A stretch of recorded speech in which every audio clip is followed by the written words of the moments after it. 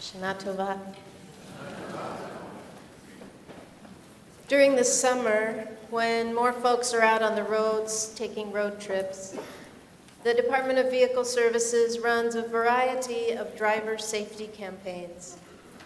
One slogan that I see a lot on bumper stickers and billboards says, "Start seeing motorcycles." Start seeing motorcycles?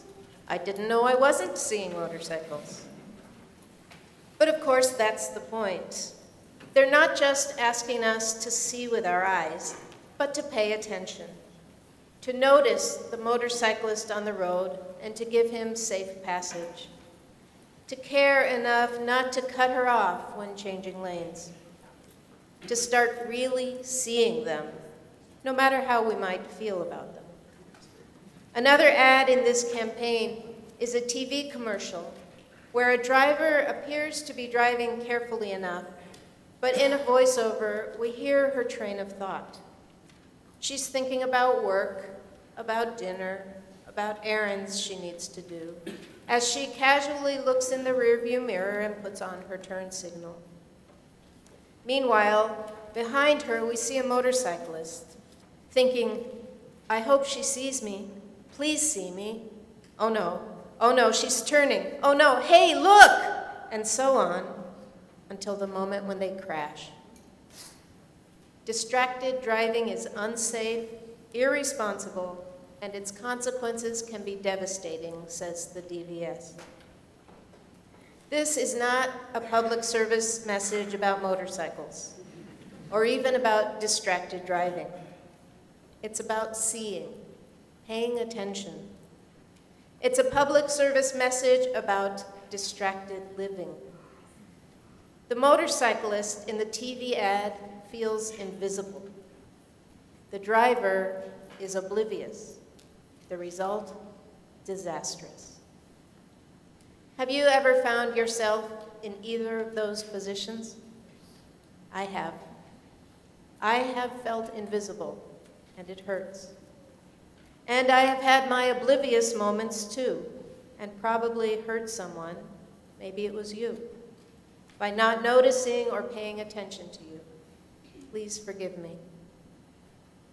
I was at the checkout at the supermarket the other day with a cart piled very high. I don't get to the market very often. I was next in line and beginning to unload my many groceries when a woman got in line behind me with one bottle of pop. Luckily, I happened to turn around then and see her, so I told her to go ahead.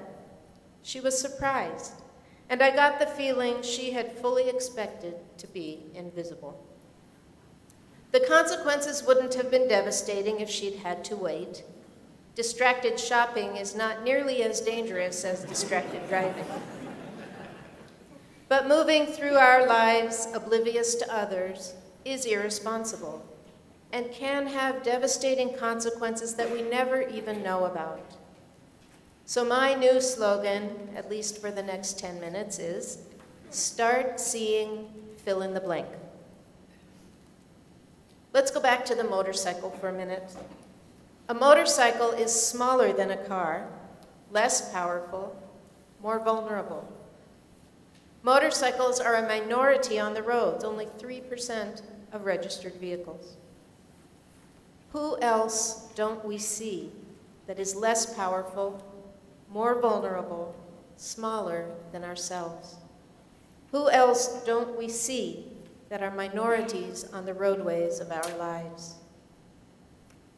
In a New York Times article, psychologist Daniel Goleman writes, "Turning a blind eye, looking down on people, seeing right through them. These metaphors are more than just descriptive. They suggest, to a surprisingly accurate extent, the social distance between those with greater power and those with less. This tuning out has been observed, for instance, with strangers in a mere 5-minute get-acquainted session, where the more powerful person shows fewer signs of paying attention, like nodding or laughing. Paying attention, Goleman notes, is a prerequisite to empathy, which can in turn lead to understanding, concern, and if the circumstances are right, compassionate action. So on this Yom Kippur day, I encourage you to ask yourself, am I paying attention? Am I really seeing the people in my life that might have a little less power? In the Harry Potter books and movies, house elves are small magical creatures dressed in rags who are completely subservient to their masters. Harry and his friends Ron and Hermione have been at Hogwarts for years before they discovered that there are actually over 100 house elves, cooking and cleaning, doing the laundry, and all the other chores that the wizards don't want to do. It's as if they are invisible, and Hermione is mortified. "There are house elves here?" she says, staring, horror-struck. "Here at Hogwarts? I've never seen one." "Well, they hardly ever leave the kitchen by day now, do they?" answers Sir Nicholas.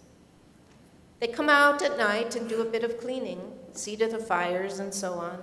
I mean, you're not supposed to see them, are you? That's the mark of a good house elf, isn't it? That you don't know it's there?" Think about all the people who help make our lives easier. The ones who serve us our coffee, deliver our mail, dry clean our suits. Are we treating them as house elves or as real people who deserve to be seen? Think about the people you love. Are you really seeing them? Or have they become part of the household furnishings? An old snake went to his doctor and told him, "Doc, I think I need something for my eyes. I don't seem to see very well nowadays." The doctor fixed him up with a pair of glasses and told him to return in a couple of weeks for a checkup. When he returned 2 weeks later, the doctor asked him how his vision was since he had the new glasses. "Great," replied the snake. "Only problem is now I'm very depressed." "Why are you depressed?" asked the doctor. "Didn't the glasses help?" "Oh, the glasses are great, Doc," replied the snake. "The problem is, when I got home with them, I realized I've been sleeping with a garden hose for the last couple of years."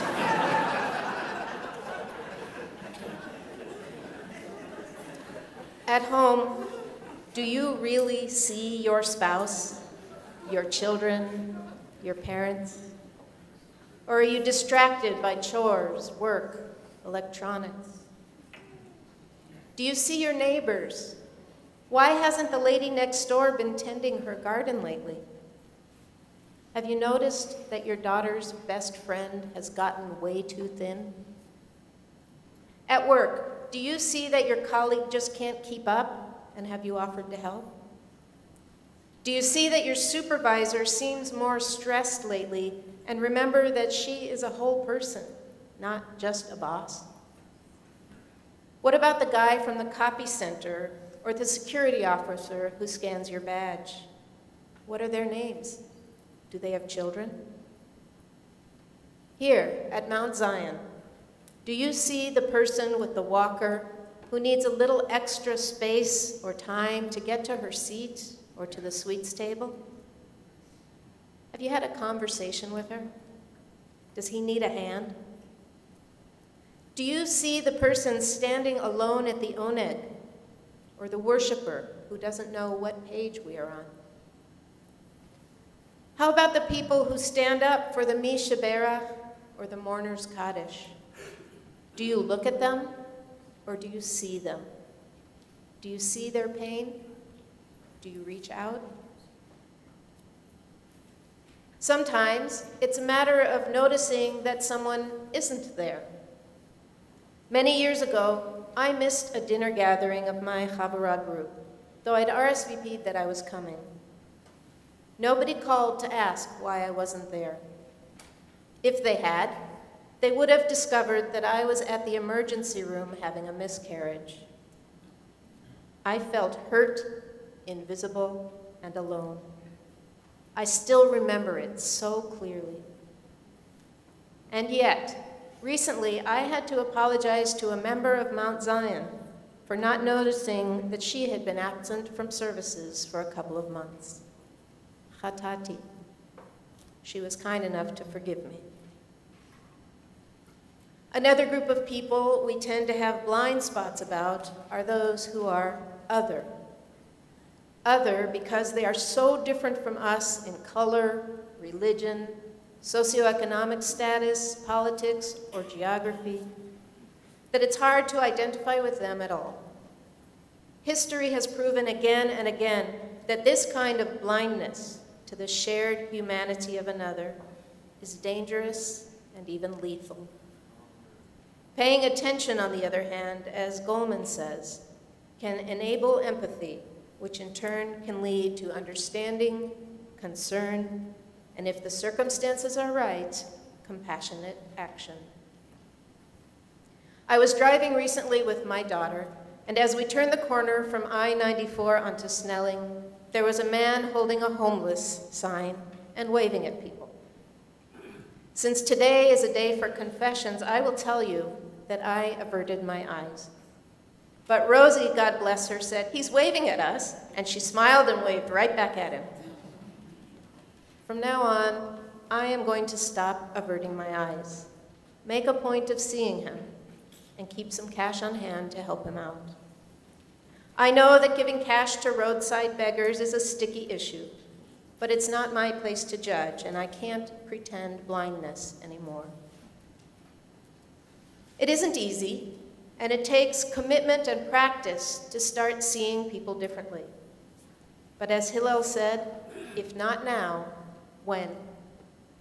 I like even better the way Marge Sullivan, an 85-year-old volunteer at a homeless center, put it. She said, "Since we aren't going to be around forever, if we are going to open our eyes, we had better open them wide and open them quickly."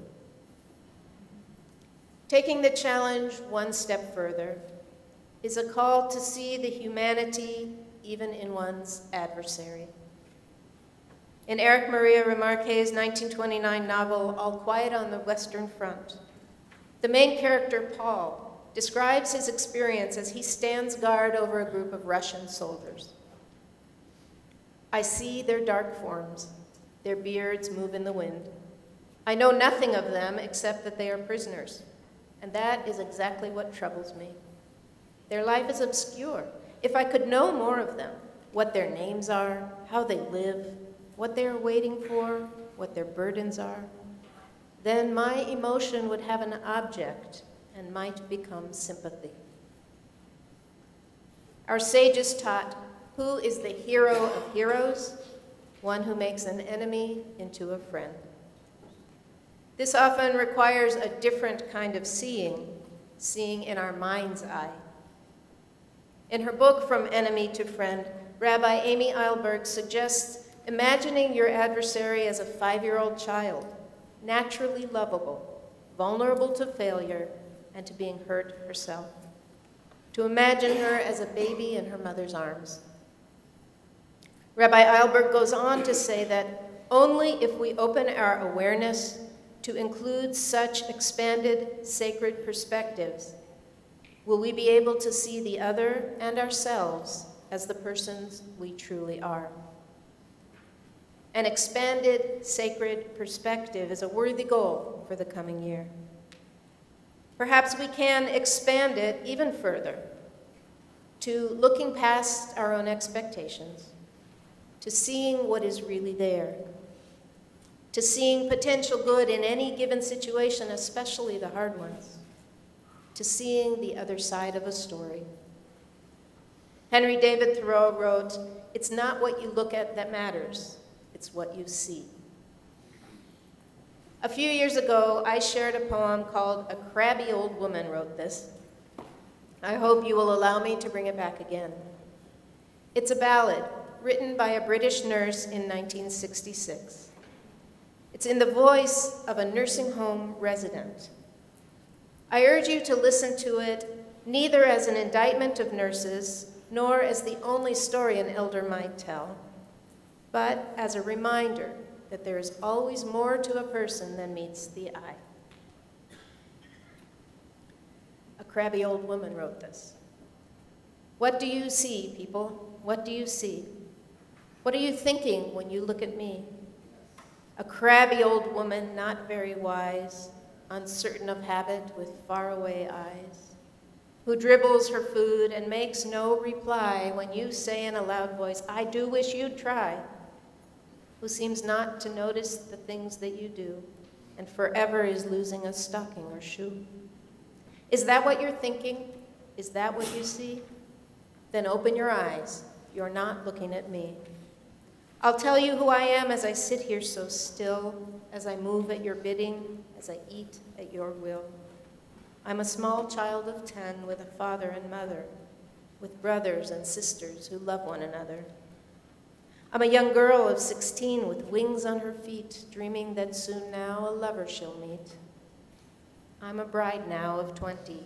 My heart gives me a leap, remembering the vows that I promised to keep.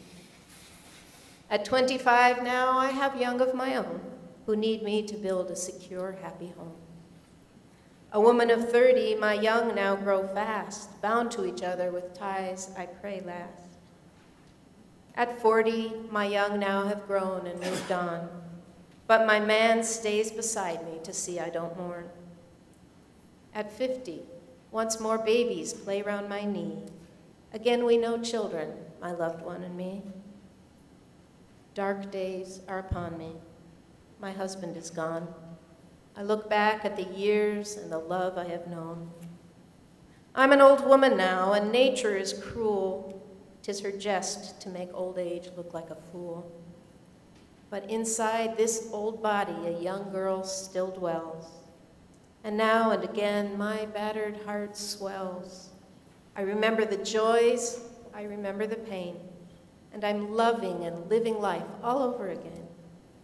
I think of the years, all too few, gone so fast. And I accept the stark fact that nothing can last. But look, open your eyes, open and see. Not a crabby old woman. Look close, see me. The sages teach us, Da lifnei mi ata omed, know before whom you stand, to remind us that we stand always before God, in all our relationships, with those we love, with strangers, even with adversaries, we stand before the divine presence. Rabbi Akiva said, God showed a great love by creating us in the divine image, Chaviv Adam shenivra b'tzelem, and an even greater love in letting us know it.